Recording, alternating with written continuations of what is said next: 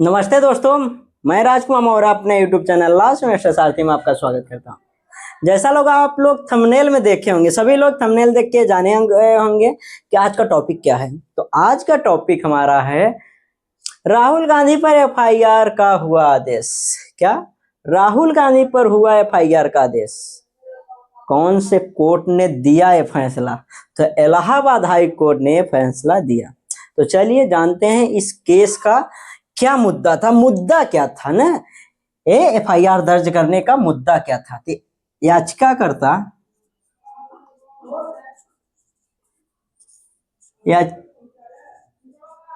याचिकाकर्ता कौन थे?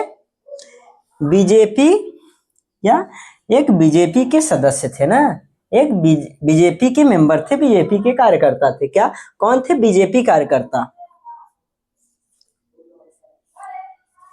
कौन थे? बीजेपी कार्यकर्ता। नाम था विघ्नेश शिशिर का। विघ्नेश शिशिर।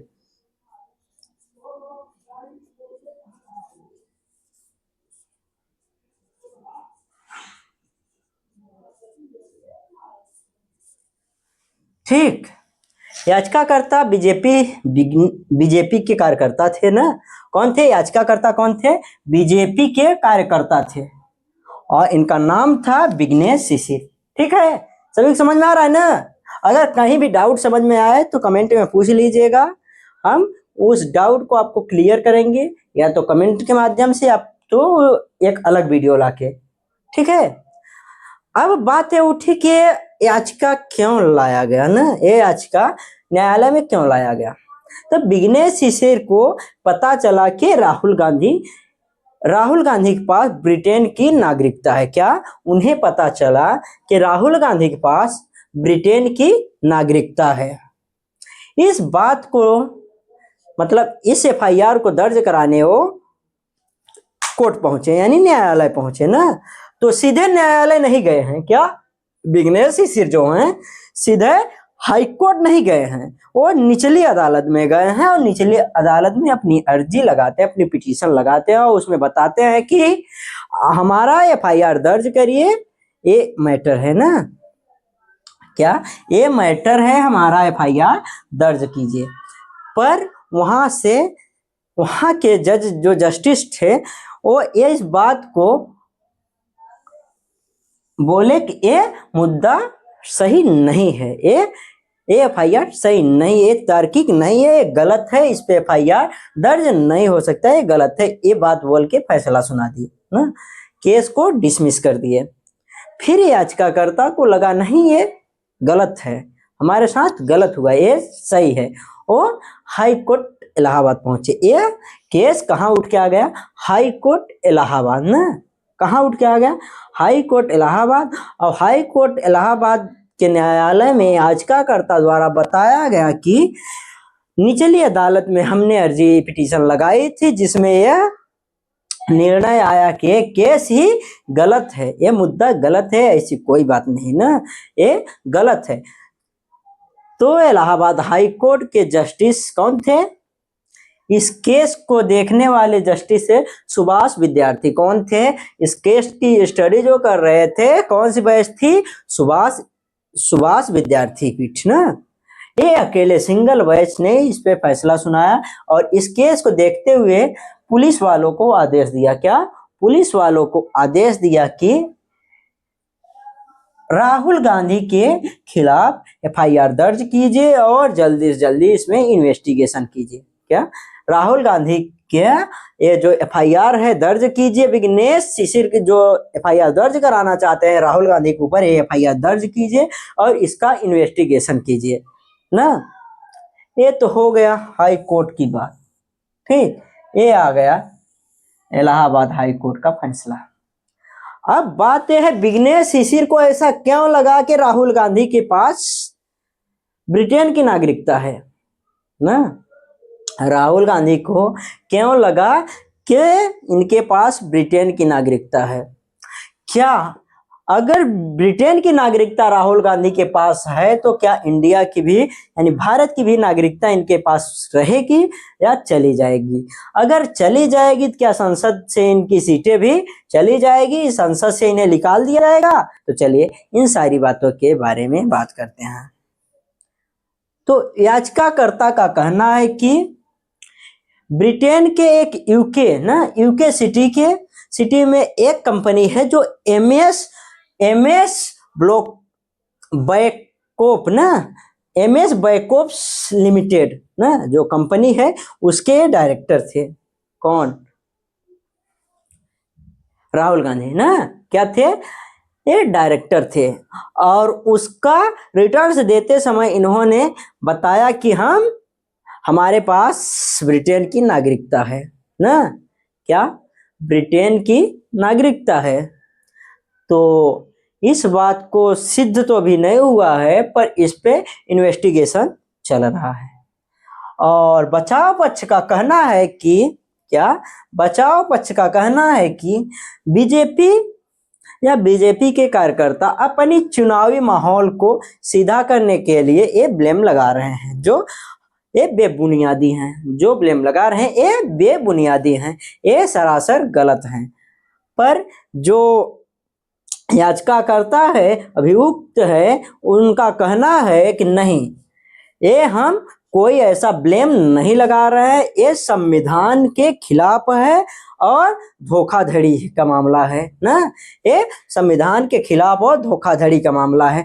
तो चलिए देखते हैं, अगर इनके ऊपर एफआईआर तो हो गया, एफआईआर दर्ज हो गया, तो पुलिस वाले इनमें इन्वेस्टिगेशन किन कानूनों के तहत करेंगे? तो पहला कानून है पहला कानून है बीएनएस। कौन सा? भारतीय न्याय संहिता 2023 भारतीय न्याय संहिता 2023, इसके तहत इन्वेस्टिगेशन होगा अब पासपोर्ट अधिनियम के तहत भी इन्वेस्टिगेशन होगा।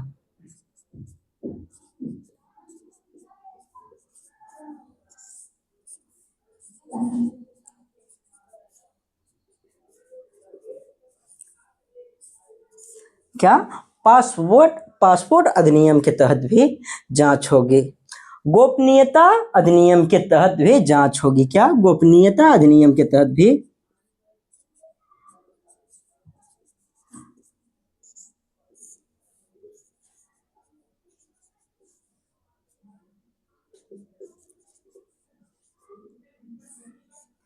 गोपनीयता अधिनियम के तहत भी ये जांच होगी। तो हो गई बातें किन किन कानूनों के तहत जांच होगी। अब चलिए जानते हैं, अगर ये ब्लेम जो एफआईआर लिखाया गया है, जो याचिकाकर्ता द्वारा ब्लेम लगाया गया है, अगर ये सिद्ध हो जाता है ये सिद्ध हो जाता है तो क्या राहुल गांधी की नागरिकता समाप्त होगी? ये किस कानून का कहना है ये किस कानून में लिखा गया है? तो एक बहुत अच्छी बातें हम बताने जा रहे हैं। संविधान का आर्टिकल 9 संविधान का आर्टिकल 9 अनुच्छेद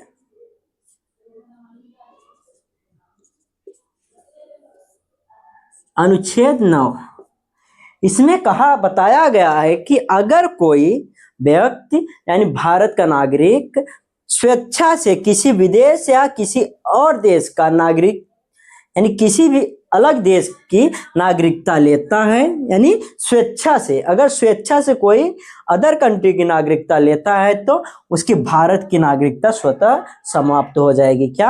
अगर कोई व्यक्ति किसी और कंट्री का नागरिकता सिटीजनशिप लेता है तो ये स्वतः समाप्त हो जाएगा ये आर्टिकल 9 में कही गई बातें हैं। आप लोग लिख लीजिए, इसमें क्या कहा गया है। आर्टिकल 9 कहता है कि अगर कोई व्यक्ति किसी अदर कंट्री का नागरिकता लेता है तो उसकी नागरिकता भारत से स्वतः समाप्त हो जाएगी। कोई भारत का व्यक्ति है और जाके अदर कंट्री में रहने लगा और वहाँ का नागरिकता ले लिया ना, वहाँ का नागरिक बन गया, तो यहाँ की नागरिकता स्वतः समाप्त हो जाएगी, उसे कहना नहीं पड़ेगा। और इसमें लिखा गया है कि इसमें द्वि नागरिकता का प्रावधान नहीं है। क्या? द्वि नागरिकता का प्रावधान नहीं, एक आदमी दो नागरिकता, दो देश की नागरिकता लेकर नहीं रह सकता। आप एक ही नागरिकता लीजिए, या तो इंडिया या तो ब्रिटेन या अदर कंट्री, जो भी लेना चाहते हैं। तो ये रही बात आर्टिकल 19 की, आर्टिकल 9 की ना। आर्टिकल 9 कहता है कि किसी व्यक्ति, अगर कोई व्यक्ति है और जाके अलग कंट्री में, अदर कंट्री में ले लेता है उसकी नागरिकता, तो भारत से उसकी नागरिकता समाप्त की जाएगी, वो भी उसे कुछ भी करना नहीं पड़ेगा, अपने आप ही समाप्त कर दिया जाएगा। ये रही बात अनुच्छेद 9 की। अब इसी बात को एक और कानून कहता है सिटीजनशिप एक्ट का, सिटीजनशिप एक्ट।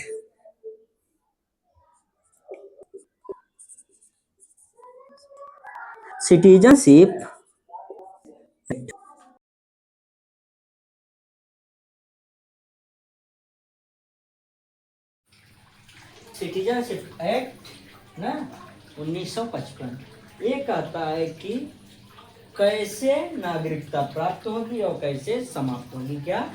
इसमें बताया गया है कि किस प्रकार से नागरिकता प्राप्त होगी और किस प्रकार से समाप्त होगी, सारा प्रावधान इसमें बताया गया है। तो आज के लिए बस इतना ही, आप लोग इतना ही जानिए, बाकी आप जानते ही हैं इसमें क्या हो रहा है क्या नहीं ना, ये सारी बातें आप लोग जानते हैं। ठीक है, तो आप लोग एक छोटा सा काम करिएगा कि आप लोग कहाँ से आए, इस वीडियो के कमेंट में जरूर बताइएगा। आप लोगों को ऐसा लगता होगा एक वीडियो के कमेंट से होगा क्या, एक छोटा सा कमेंट हम करेंगे तो इससे क्या होगा। ठीक है, तो ऐसा आप लोगों को गलत लगता है, आपकी एक कमेंट से हमारा दिल खुश हो जाता है। हम जब इतना मेहनत करके कोई वीडियो अपलोड करते हैं और कोई शेयर करता है, कोई कमेंट करता है, जानते हो पर आप लोग लाइक करते हो तो हमें पता नहीं चलता कौन लाइक किया है, पर अगर कोई कमेंट करता है तो ये हमें पता चलता है कि ये भाई ने हमारे कमेंट किया है और इस भाई ने हमारे वीडियो को शेयर किया, ये सारी चीज़ें हमें पता चलता है और हम सभी का कमेंट पढ़ते हैं। तो आज के लिए बस इतना ही। आप इन सारी चर्चाओं के बारे में जो आपको उचित राय लगे कमेंट में बताइएगा। और अगला वीडियो हमारा रहेगा PIL ना, PIL क्या होता है, यानी जनहित याचिका क्या होता है, और ये हमारा अगला टॉपिक रहेगा। अगर आप लोग सोचते हैं किसी टॉपिक पे वीडियो चाहते हैं तो कमेंट में करिएगा, पर टॉपिक लॉ से रिलेटेड होनी चाहिए। कोई भी टॉपिक हम नहीं बता सकते ना, सिर्फ हमारा टॉपिक रहेगा लॉ से रिलेटेड। अगर लॉ से रिलेटेड कोई चीज़ें आपको नहीं समझ में आ रही, कोई कानून का पहलू नहीं समझ में आ रहा है, तो आप लोग कमेंट करके बताइए। जैसे इंटरप्रिटेशन एक्ट हो गया, थोड़ा हार्ड लैंग्वेज है, इसे बता सकते हैं। और फिलोसफी हो गया, तो फिलोसफी तो आप लोग जानते हैं, दर्शन शास्त्र है, सब लोग पढ़ने वाली चीज़ें हैं। अगर नहीं समझ में, जो भी टॉपिक नहीं आएगा वो पूछ लीजिएगा कमेंट में। आपका एक कमेंट हमारा निरंतर प्रयास होगा। ठीक है, बस आज के लिए इतना ही, फिर मिलते हैं अगले वीडियो में PIL के साथ। तो PIL की जितना तक हो सके आप लोग तैयारी कर लीजिएगा, पढ़ लीजिएगा, बकिया हम समझाएंगे PIL होता क्या है, कौन PIL दाखिल कर सकता है, क्या PIL यानी जनहित याचिका जो होता है, क्या वो मेरा मौलिक अधिकार है कि नहीं है, ये सब सारी बातें हम करेंगे अगले टॉपिक में। तो आज के लिए बस इतना ही, धन्यवाद।